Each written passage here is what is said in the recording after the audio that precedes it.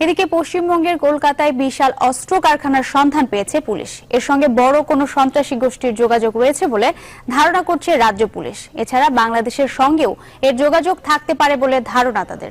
মঙ্গলবার বিকেলে কলকাতা শহরের কাছে মহেশতলার রবীন্দ্রনগরে কৈখালী বুড়ির মাঠে পুলিশ এই বিশাল পাইপগান, 4টি দোলনা রাইফেল, 2টি 9mm পিস্তল, 9 কেজি বোমা তৈরির উপাদান সহ 54টি গুলি ও 7টি মোবাইল ফোন উদ্ধার করা হয়।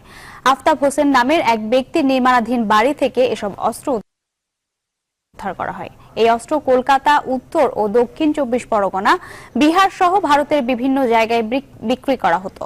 এমনকি বাংলাদেশ সহ প্রতিবেশী আরও কয়েকটি দেশেও এই অস্ত্র বিক্রি করা হতো বলে জানতে পেরেছে পুলিশ। বুধবার দক্ষিণ 24 পরগনা জেলার পুলিশ সুপার সুনীল কুমার চৌধুরী সাংবাদিকদের জানান, এখন পর্যন্ত এই ঘটনায় 5 জনকে গ্রেফতার করা হয়েছে। রবীন্দ্রনগর থানা এরিয়ার কানখুলি এরিয়াতে আমরা একটা বাড়িতে রেড করি। সেখান থেকে আমরা 95 পিস 1 শটার পাইপগান সিজ করি। তার সঙ্গে সঙ্গে 2টা 9mm পিস্টল এবং 4টা সিঙ্গল ব্যারেল লং আর্মস আমরা সিজ করি।